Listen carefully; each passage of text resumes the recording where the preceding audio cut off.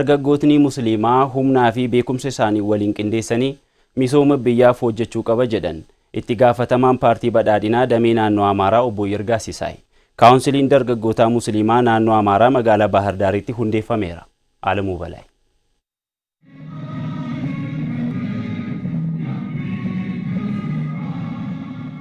Kaawunsiliin dargaggoota musliimaa naannoo Amaaraa bakka hooggantoonni mootummaa garagaraa fi bakka hooggantoonni mana maree waliigalaa dhimmoota islaamummaa Itoophiyaa argamanitti magaalaa Bahar Daaritti hundeeffameera.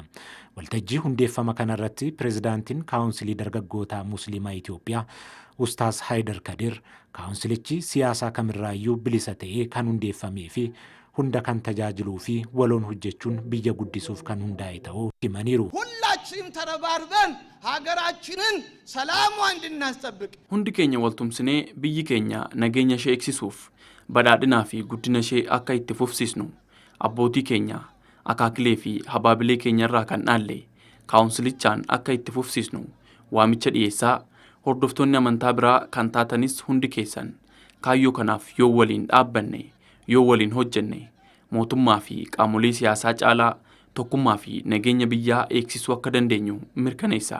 Dargaggoonni amantaa hunda keessa jirtanii fi kaawunsiliin dargaggootaa musliima Itoophiyaa kaayyoo waloo kanaa waloon akka milkeessinu nuti qophii ta'uu keenya ibsaa.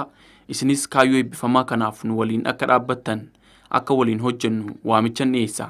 ከኛ ጋር እንድትቆሙ አብረን እንሰራ ጥሪ ያደርጋለሁ። Dursaan itti aanaa kantiibaa magaalaa Bahar Daar Goshuu Indaalamaw Itoophiyaan tokkummaa fi sabdaneessaa biyyaa kan kabajaa jirtu ta'uu eeranii hundeeffamuun kaawunsilichaa nageenya waareessuuf gahee guddaa qabaachuu himaniiru. Tokkummaan hojjechuun rakkoolee akka biyyaatti mudatan hiikuun akka barbaachisus ibsaniiru. የግጭት እና የድህነት ጉዞ እንዲቀር deemsi walitti bu'insaa fi hiyyummaa akka hafu hojjechuun gahee lammiilee hundaati. Nageenya Itoophiyaa waareessuu keessatti kaawunsiliin kun gahee guddaa ni qabaata jedhamee yaadama. ትልቅ ድርሻ ይኖራል ተብሎ ይታሰባል። Dargaggoonni misooma nageenyaa fi guddina biyyaa keessatti gahee isaanii bahachuu qabu kan jedhan immoo Ustaaz Abubakar Ahmadiidha. ወጣቶች የነዚህ የካውንስሉ ምስረታ ዛሬም አማራ ክልል ላይ ሲካሄድ hundeeffamni kaawunsilichaa naannoo Amaaraatti yeroo adeemsifamu yeroo bakka biraattis gaggeeffamu dargaggoonni biyyatti keessa jiran kan isin fakkaatan dargaggoota eenyummaa garaagaraa keessa jiran Itoophiyaanotaa fi obbolaawwan keessan waliin harka wal qabatanii adeemsa biyya ijaaruu keessatti gahee fi itti gaafatamummaa bahachuuf amaanaa guddaan isinirra jira. የእምነታችሁን ኃላፊነት ልትወጡ አማና እየተሸከማችሁ ነው። Itti gaafatamaan paartii badhaadhinaa damee naannoo Amaaraa obbo Yirgaa Sisaay hundeeffamuun kaawunsilii dargaggoota musliimaa naannoo Amaaraa dargaggoonni biyya isaanii guddisuuf humna isaanii akka fayyadaman kan taasisudha jedhaniiru. Ergaa dargaggootaaf dabarsaniin nageenyaaf hojjechuu fi tokkummaa fi waliin jireenyaa cimsuun dhimmoota dagatamuu hin qabne akka ta'an hubachisaniiru.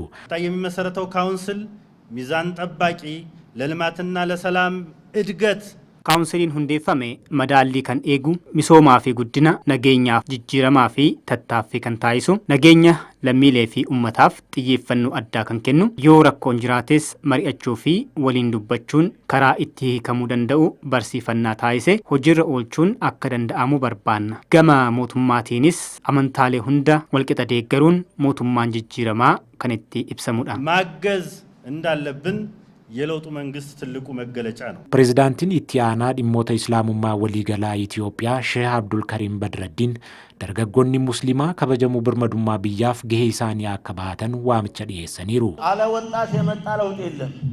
Jijjiiramni dargaggeessa malee dhufe hin jiru. Jijjiiramni siyaasaas ta'e kan biroo dargaggeessa waliin kan dhufedha. Dhimma hulaa galaanaa irrattis hundi keenya kadhannaanis maallaqaanis humnaanis yeroo kamiyyuu caalaa mootummaa cinaa dhaabbannee milkeessuu qabna. ይሄን ማድረግ አለብን።